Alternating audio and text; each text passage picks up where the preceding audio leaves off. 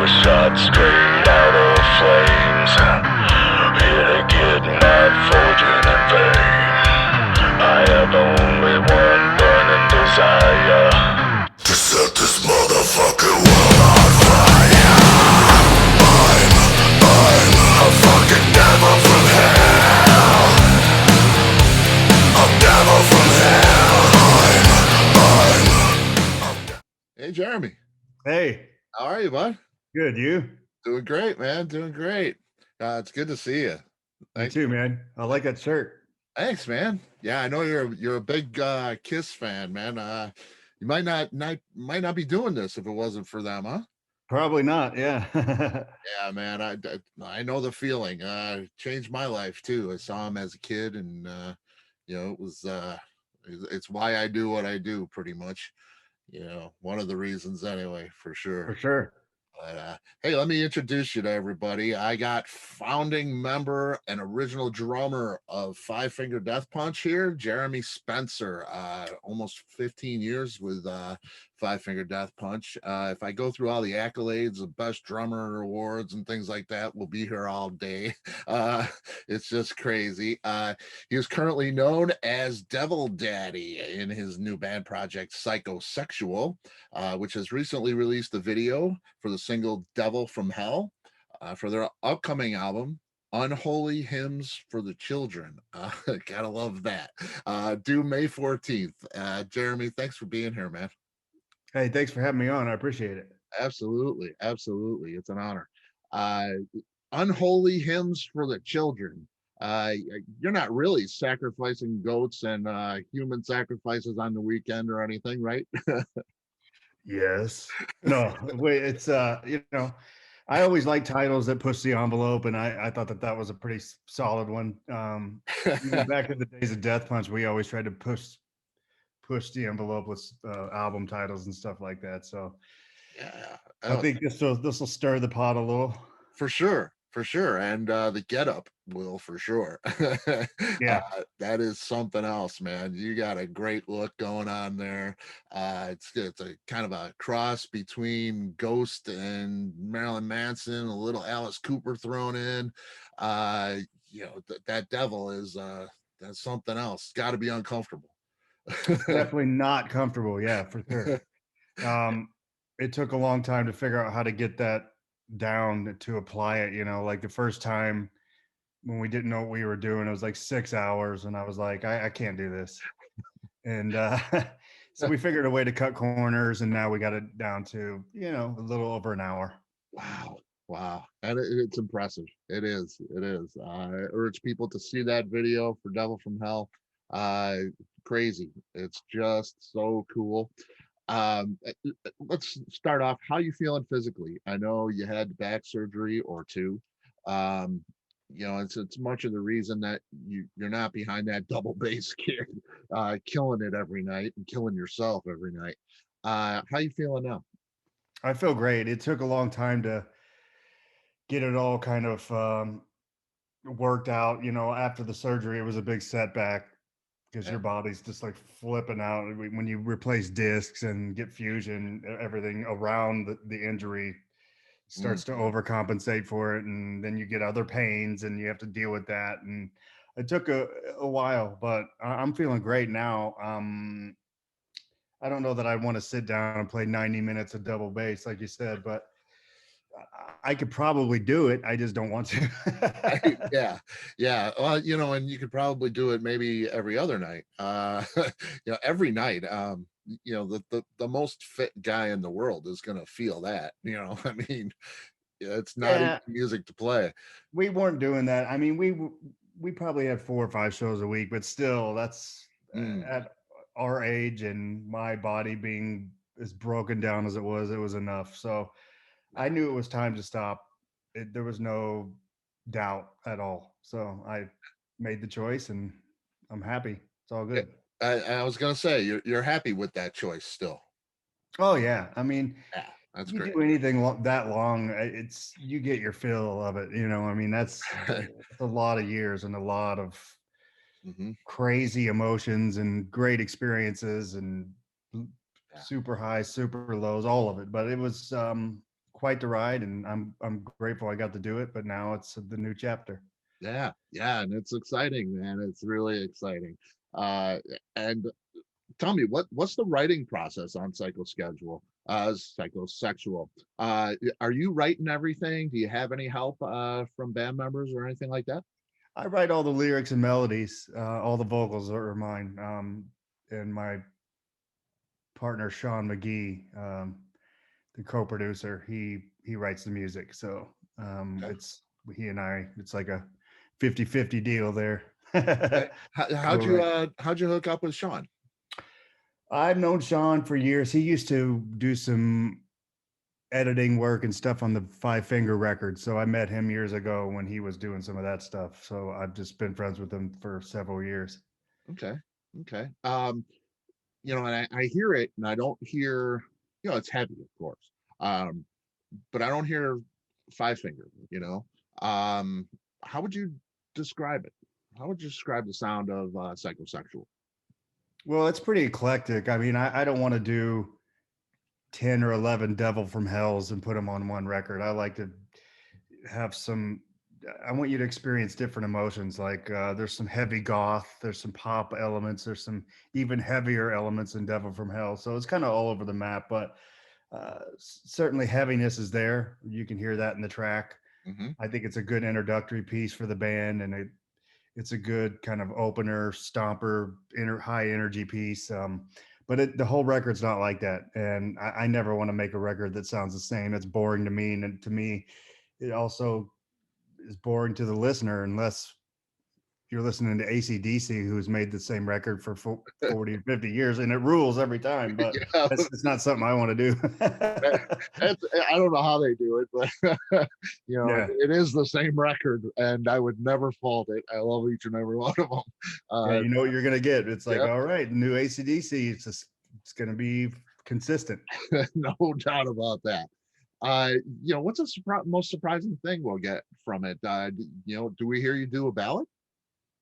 Oh yeah, there'll be definitely some slower songs, and see, I look at it like there's really no rules. If you're dressed as a character, you can kind of paint the fantasy any way you want it. So it can be scary or happy or whatever, but it's all about just doing what I feel at the time and enjoying every bit of the process. Yeah, and that's what's way cool. You're doing what you want to do. There's no label telling you we need to fit into a certain box or anything like that, right? You're doing what you feel like you want to do right now. Well, there never was. Even in Death Punch, we told them to go fuck themselves from day one. There was never going to be anyone telling us what to do. So, and that's how I feel. It's like, dude, anyone could come up with ideas, but we're the creators. We're the one that have to do it. Right, Anyone can make a phone call and put you on a tour. That's easy. right, So right, I, we're the ones that have to come up with songs that connect with people. Try doing that. None of those yeah, people could do it to save their lives. yep. So I don't really accept being told what to do musically, or if I just don't, it doesn't interest me. Do your own fucking band. Yeah, yeah, yeah. Well, and I mean, you've more than proven yourself. I talked about connecting with people. I look at Five Finger, and it's like, God knows how many followers or plays and all that kind of sales and everything else. Just gigantic. And you were a huge part of that. So, moving on with psychosexual, I would expect, where you're going, how to do this. You're a veteran at this. So, you can't tell a guy like Jeremy Spencer where to go with his music. He knows Well, what he's doing. people definitely have their opinions on what they think I should be doing, and they let it be known, and that's great. I mean, it's not going to be Five Finger. I don't want it to be Five Finger. I did Five Finger, and there's a Five Finger that still exists, and they're doing well, and they're kicking ass like always, and I wish them the best. But I want to do what I want to do, and there's room for both. Awesome, man. On the record, do you play drums at all, or are you just um, I did play a little bit, but not that much. That's not really my focus. Yeah, it's we have more than capable guys in their roles doing their thing, and they're great, and everyone's it's just it's a good tight knit unit. Everyone has the same vision, and everyone's focused and happy, and so no complaints here. Yeah, that's cool. That's cool. And that's a surprise for a lot of people because I mean you're such an amazing drummer. You know, awarded and like I say, accolades over and over and over and over. So to see you not playing is kind of refreshing, I think. You know, because you're doing something different, and you know, I mean, that's really cool. But yeah, I could see where somebody would say, you know, how can you have Jeremy Spencer on a record and he doesn't play drums? You know. Yeah, well, you never know in the future, and who knows for even live, maybe I'll do something, a special moment where there's a dual drumming thing. Who knows? It might be fun to watch the devil play drums a little bit. How about it? How about it? Now you did, yeah, you have done that, right? In the devil outfit with Five Finger. I think seen some clips where you have a devil the album. You always had something cool going on. Uh Yeah, did you do the devil with Five Finger? I had a devil mask that I wore during a drum solo for one tour, and Okay. then but I always changed it up from tour to tour. I'd have different. I'd always wear makeup and stuff, but Right. then for the drum solo, I'd add a mask on top of it. So I made it extra hard on myself, but it was trying to play in the dark with the mask coming up, blocking your eyes, and you're trying to hit cowbells that are that big. Like, but it's just part of the show. It makes the show more fun for the fans. It gives them something extra to look at. Yeah, yeah. And you know, it's the influence of that Kiss thing, you know, it's the all encompassing show. Yeah, Uh you need to leave there going, "Whoa, dude! Did you see whenever he did this, or did you see the way they looked?" I mean, it's supposed to be a big event, a fun time, like yeah. larger than life fantasy. Man, I miss that part of rock and roll, and I think it needs to come back. Yeah, and you're bringing it back, man. That's way cool. Now, your parents are very musical. How much of an influence were your parents on you when you got started? Probably just more from the support. They just gave me a lot of support. They whatever I wanted to do, they let me do it. So whenever I wanted to play drums in the house, they let me do it obnoxiously for years, and they put up with it. I'm very lucky. Not a lot of parents are that cool, or neighbors for that matter. And because Entire community. yeah, we definitely blew that block apart for years, but everyone was cool and supportive, and I'm real lucky that I got to have people like that in my circle. Yeah, yeah, way cool, way cool. Um, Now your parents still alive, Yep. doing well.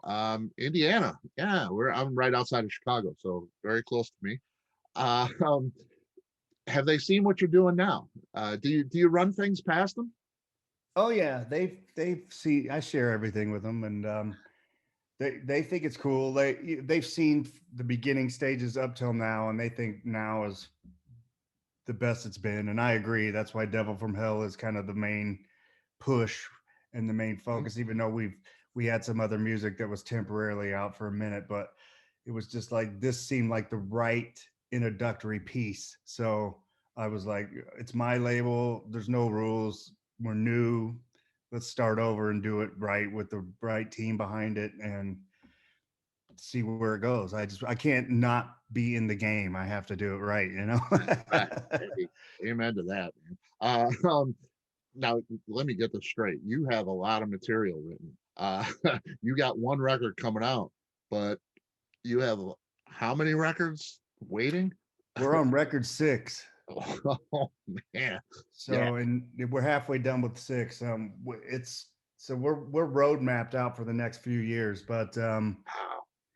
it's been a blessing. The pandemic has been horrible, but awesome at the same time. In the fact that we can't do anything other than create music. I mean, you can do a live stream show. We did one of those, but that's whatever. That's not that. It's not that cool.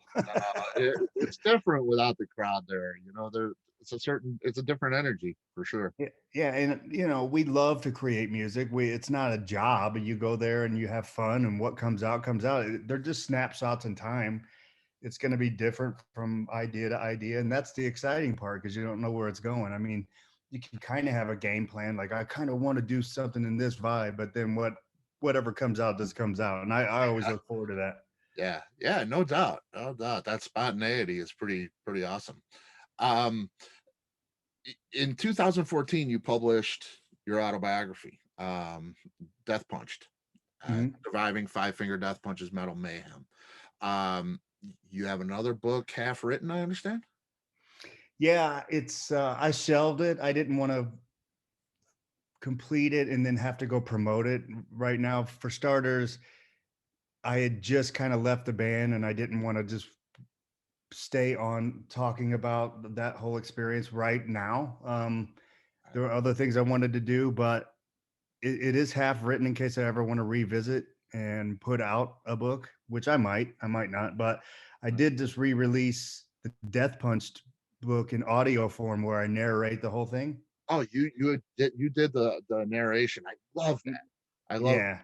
because you can hear the emotion in somebody when they're telling their story, rather than a reader. Uh, Well, you'll probably hear me going, fuck, because I kept messing it up. It's hard. I mean, when's the last time you read out loud for like 8 hours, you know? right? I can't imagine it, man. I can't imagine it. That had to be pretty fun though, to actually tell your story, audibly. Yeah, it was cool. And a lot of people have been asking about like where's the audiobook? And I'd heard Paul Stanley's audiobook and I really thought that he did a terrific job narrating it. It's just like you're in the room hanging out, hearing a story. And I Right. Sebastian Bach did that and I think Rob Halford just recently did. I just think Mhm. that that's so cool whenever the artist narrates it because you get to like hang out with them. It's you hear Yeah, their story in the room. yeah, it's fantastic. It really is. It's cool. They're telling you the story. That's awesome. Um, Tell me about and I know this has to do with the book, and it's one of the lows in the Five Finger story. Memphis. That was a big story. Ivan calls out the book on stage. What was put me there? What was that situation like? I mean, he's had his troubles with addiction and things like that. Uh, you have as well. Um, what was that night like for the band and the dynamic? That night probably was the changing point for the band. That popped my bubble for sure. I never thought that something like that would go down on stage, and I don't think the stage is any place for that kind of stuff to take place. But unfortunately, alcohol took over, and it did. Mhm. And I had reached my breaking point, and I let it be known, and kind of stormed off the stage and left everyone hanging up there for a long time, and tried to make it as uncomfortable for them as I possibly could because I was making a fucking point. And the tour manager basically begged me to come back and finish the show, and he said, "I'll book your flight home if you want to bail after this, but please, you know." And I was like, "Okay, people did pay money. Let's go do the right thing." And then we went up there and it still fucking sucked. It was an awful show, and the crowd unfortunately suffered because of one person's bad decision making, and that it's well documented. You can see it on YouTube. It's the Yeah, story is well known. It's not like I'm making up bad shit about someone. It's factual. So it totally. sucked. It was fucking sucked the life out of me, and Yeah. I, I don't Um, know how else to describe it other than it was any extremely unpleasant. yeah, I mean, any confrontation after the show with Ivan, or did you took that flight out and that was that? No, I stuck around. I've we weren't really in the same dressing room or hanging out. I would see him right before we went on stage, so Yeah. nothing really changed. He Okay. was until he wasn't drinking, nothing was gonna change. So All right.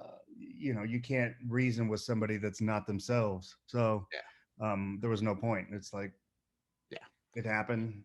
Uh, Uh, So Yeah. whatever, it's in the Yeah. past. Totally. And it looks like he's doing better now too. And of course, you've been sober for many, many years now, right?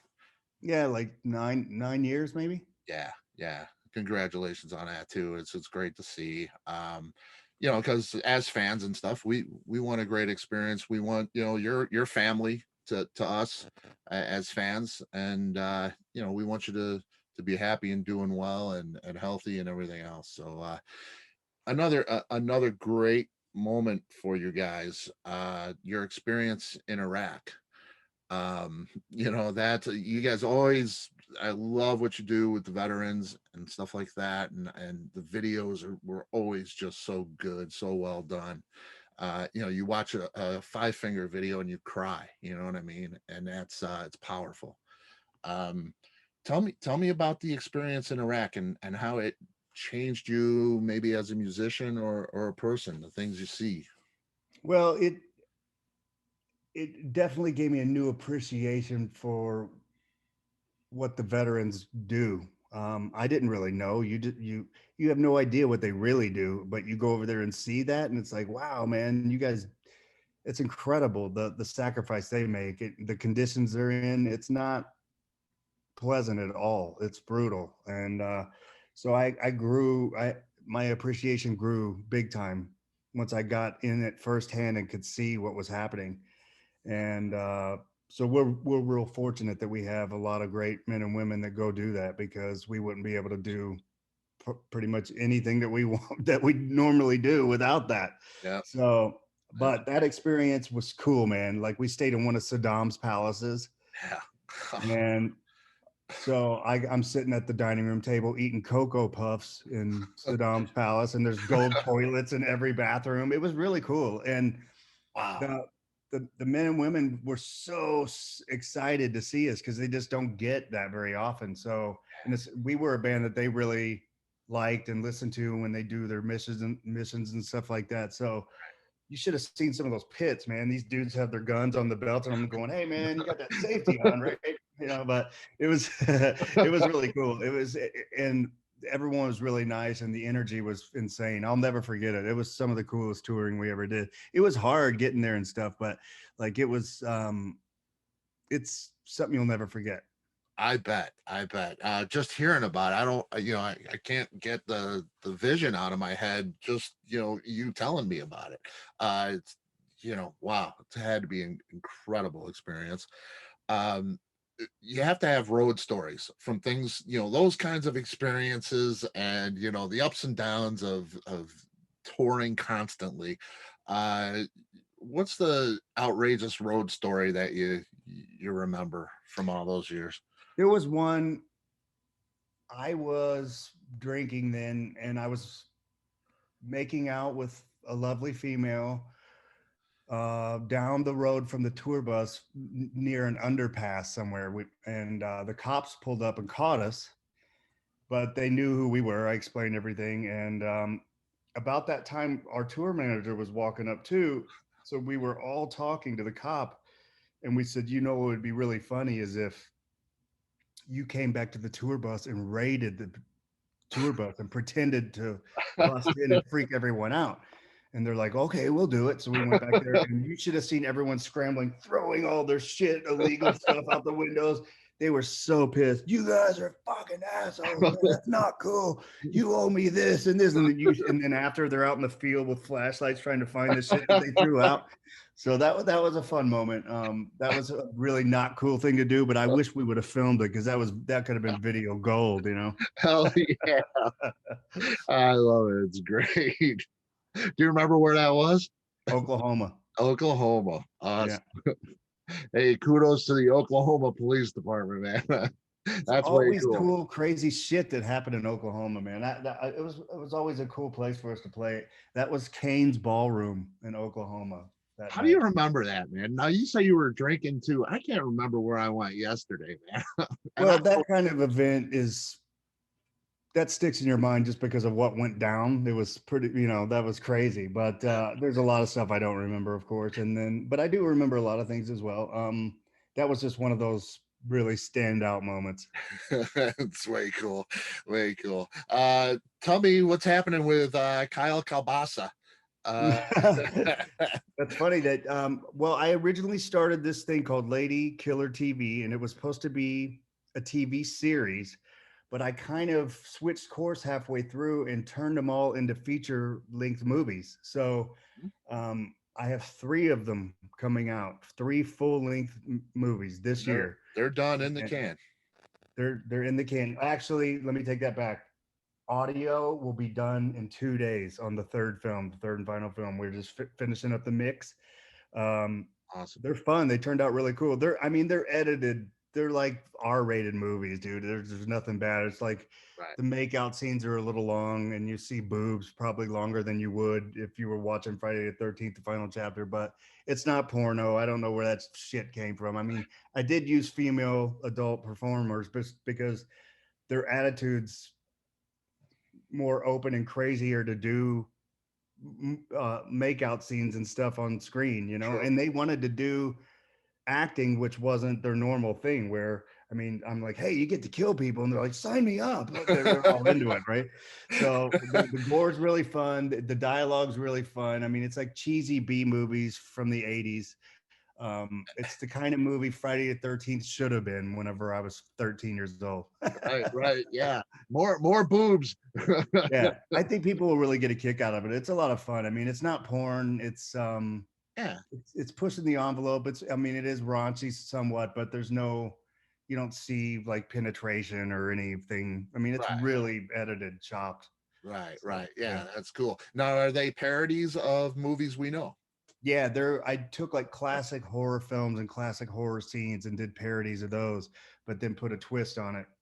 Um, Usually the females come out on top rather than the killers taking them No, down. no So pun intended. that's the twist. Yeah, I had to make it a little different, and it's just a lot of fun. I think that probably they'll come out mm, closer to fall, maybe closer to Halloween. I think that seems to make the best Yeah, sense to put them out around that time. yeah, definitely, definitely. And you're acting in them. You directed them. You wrote them. Yep, did all that. I wrote, co-directed, acted on everyone, Man, paid for it, did it all. man, oh man, something else, man. What inspired you to do that? Here you are drumming, touring the world, writing music, and all of a sudden you said, I want to write a, a parody, do a TV series. It started out. What inspires that? I wanted to first do a horror movie with adult film stars because their following is massive. They have, I mean, the people I've used, if you combine their followers, it's like over 50 million followers. So I thought it's a no brainer. I'll be up. That's their fans will want to see them, you know, Yep, even if it's not porn, they're going to want to watch it just because of it's them. And absolutely. my business partner was like, dude, let's do a couple. Maybe you should try doing like a parody imitation thing just to see how that works. And I'm like, ooh, that could be a good idea. So then I immediately started writing my ass off. And I had enough for 2 full seasons, which was shit, how many episodes? I think it was somewhere like 16 episodes or something. Wow. Um, Oh man. so then I just cannibalized everything and started and turned it into a motion picture because it was like, well, where can I do a TV series like this? It's going to be tough place to find a home for it Yeah. unless it's Pornhub, and I didn't want to do that Right. because Right. it's not fucking porn. Right. So But it's too much probably for Netflix, HBO. it, I think. it is. Yeah. Yeah, they're like it's too much, and so it's pretty chopped down now, but it's still explicit enough to where if your parents walk in the room when you're 12, they're gonna go, "What are you watching?" And so it's That's always good. yeah, turn that off. Yeah, There's a little so 12-year-old in all of us. yeah, of course. I mean, that was me sneaking. Oh, dude, you see her boobs? You know, Oh and yeah, but man. you're having sleepovers and stuff, and dude, I think I saw Bush. You know, Oh like yeah. it's a big deal. You know, These were hustler holders, the vinyl, I love it. throw I the love it. hustler in there, mom will never find it, Yeah. That's way cool. Now, where will we see it?